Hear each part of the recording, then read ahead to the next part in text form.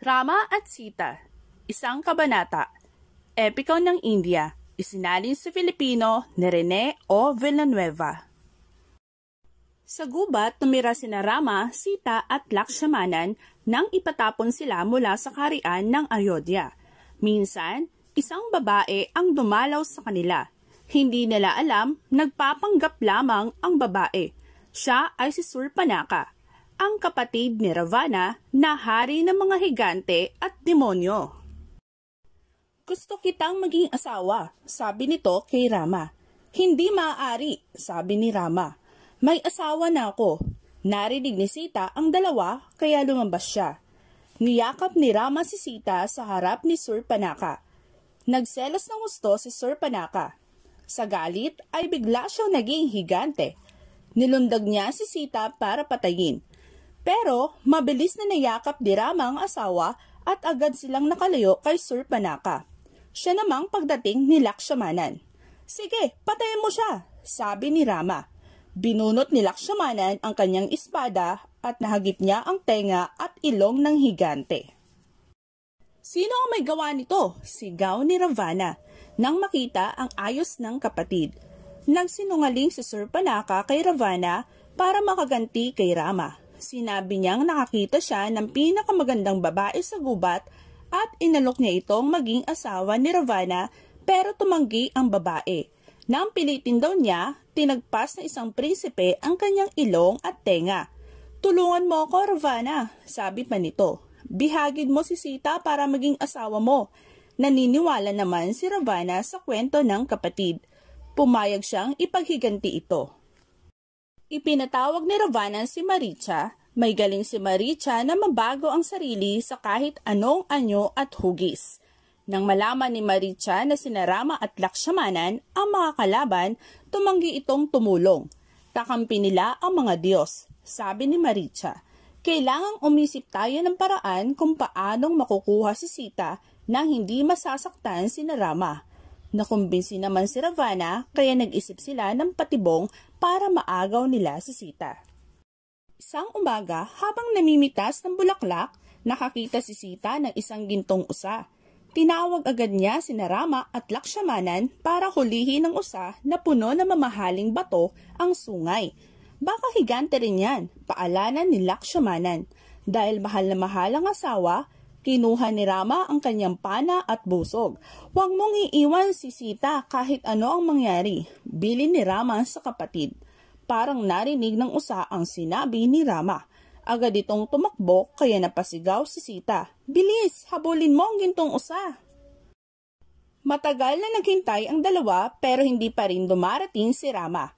Pinilit ni Sita si Lakshmana na sumunod sa gubat. Hindi, kailangan kitang bantayan, sabi nito. Ilang oras pa silang naghintay nang bigla silang nakarinig ng isang malakas na sigaw.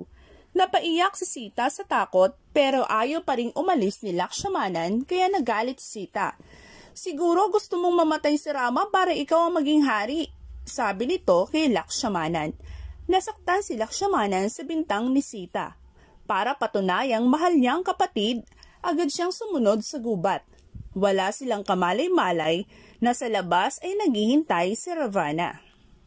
Sa gubat, napatay ni Ravana ang usa at bigla itong naging si Maricha. Nagpanggap naman si Ravana na isang matandang paring Brahmin. Nagsuot ng kulay kahel na roba at humingi siya ng tubig kay Sita. Hindi nakapagpigil si Ravana. Bibigyan kita ng 5,000 alipin at gagawin kitang reyna ng Langka, sabi ni Ravana. Natakot si Sita at nabitawan ng hawak na banga. Itinulak ni Sita si Ravana. Bumalik sa anyong higante si Ravana. Hinablot ni Ravana ang mahabang buhok ni Sita at isinakay sa karwaheng hila ng mga kabayong may malalapad na pakpak. Nagsisigaw at nanlaban si Sita pero wala siyang magawa. Lihim na nagsisi si Sita sa ginawa niya kina Rama at Lakshmanan. Itinapon niya ang mga bulaklak sa kanyang buhok. Nagdasal siya na sana ay makita iyon ni Rama para masundan siya at mailigtas. Mula sa isang mataas na bundok, narinig ng isang agila ang sigaw ni Sita. Hinabol ng ibon ang karwahe ni Ravana at pinagtataga ni Ravana ang agila at duguan itong bumagsak sa lupa. Pabalik na sina Rama at Lakshmanan na makita nila ang naghihingalong agila. Dinala ni Ravana ang asawa mo sa Lanka, sabi nito bago mamatay. Sinunog na magkapatid ang bangkay ng agila. Pagkatapos ay naghanda sila upang sundan ng hari ng mga higante sa Lanka. Dinala ni Ravana si Sita sa Lanka, ang karian ng mga higante at demonyo. Mahalin mo lang ako ay ibibigay ko sa iyo ang lahat ng kayamanan, sabi ni Ravana, pero hindi niya napasuko si Sita. Hiningi ni Rama ang tulong ng hari ng mga unggoy para salakayin ang Lanka. Sa labanang naganap, maraming kawal na unggoy ang napatay pero mas maraming higante ang bumagsak na pugot ang ulo. Hinanap ni Rama si Ravana at silang dalawa ang naglaban. Matagal na naglaban sina Rama at Ravana hanggang sa mapatay ni Rama ang hari ng mga higante. Tumakas ang iba pang mga higante nang makita nilang patay ang kanilang pinuno. Umiiyak na tumakbo si Sita sa asawa. Nagyakap sila ng mahigpit at muling nagsama ng maligaya.